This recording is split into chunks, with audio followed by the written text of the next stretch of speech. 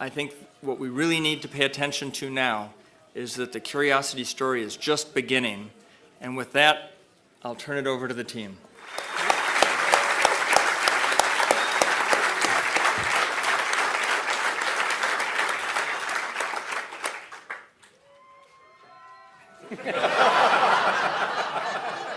Say something profound. I am terribly humbled by this experience. I, forever, secretly, have felt that I do not deserve to be in the position of leading the team that I lead. And just to stay in character, Because they are certainly in some, and largely by count of individual, more capable than I. That great things take many people working together to make them happen is one of the fantastic things of human existence. And in my life, I am and will be forever satisfied if this is the greatest thing that I have ever given. There is a new picture of a new place on Mars. And for me, at least, that's the big payoff. And to work as part of such a talented group of people, shepherded by Pete and Richard. And I'm not just talking about the EDL team, I'm talking about the entire team, soup to nuts. The caliber of people here at JPL, the other centers who contribute. It's a tremendous honor and it is a humbling experience to work with them. And I think that this nation is a truly great representation of a corner or a piece of humanity that reaches out and explores and conquers and engineers. We are kind of tool makers, agriculturalists, pioneers, and that's reflected in the activities and actions and results of tonight. So I want to say thank you to the blue shirts.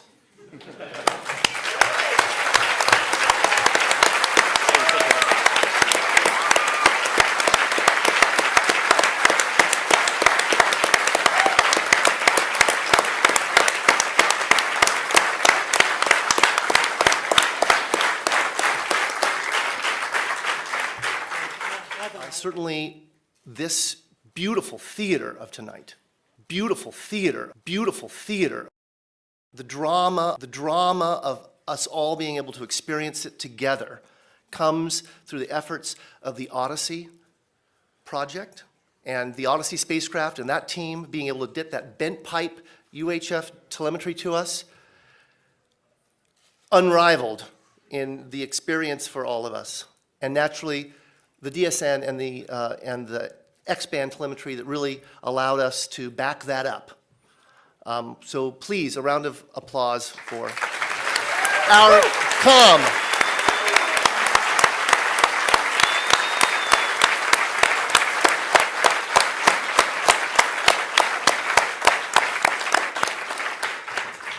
And with that, really, I have nothing more to say. That picture says it all for me.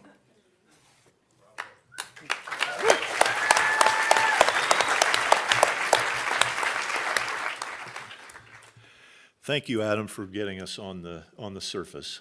I think that is the best picture of Mars I've ever seen. This beautiful theater. And I can guarantee you in the days, hours, and months and years from now, you're going to be hearing about an incredible science story, and I'm not going to bore you with that tonight. Adam, tell us about the landing. All right, Greg. I can't tell you too much about it.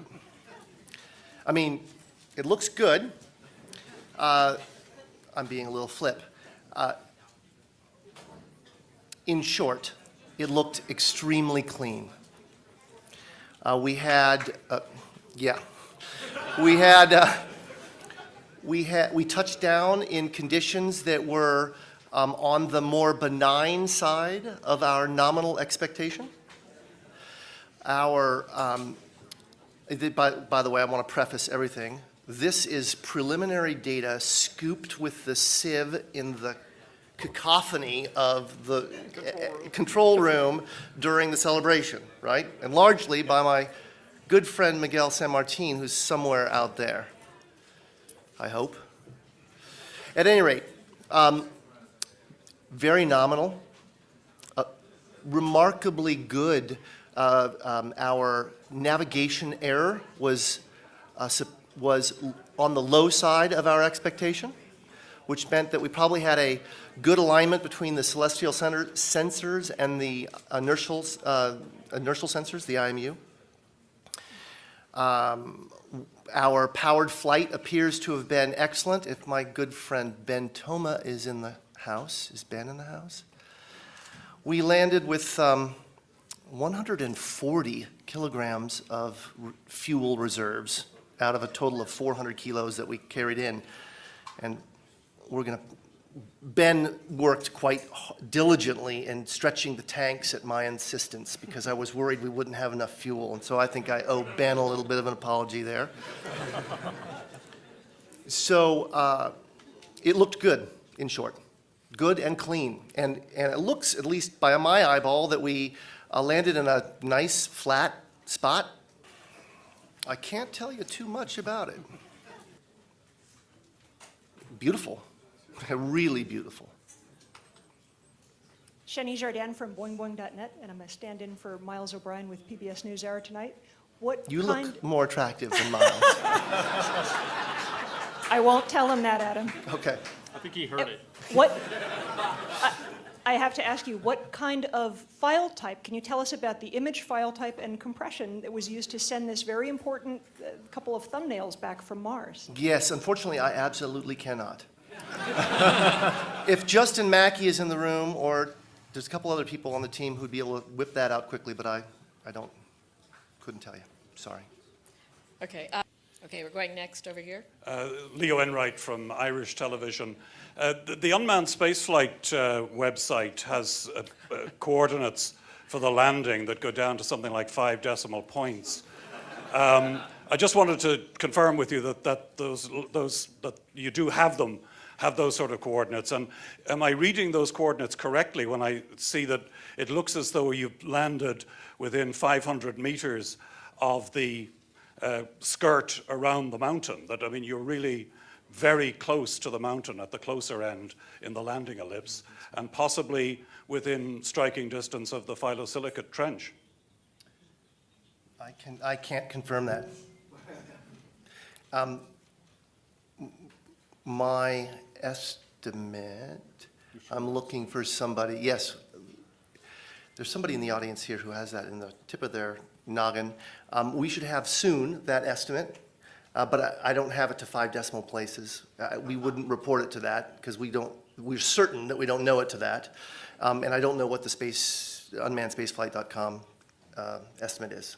Yeah, there's a team of people that are working on localization, including what information we got on the way down, you know, the nav filter, probably taking a picture at where, looking at the picture and trying to figure out from there where we are. I would imagine by tomorrow's press conferences, they should have a better idea where it came down, within a few hundred meters at least, hopefully.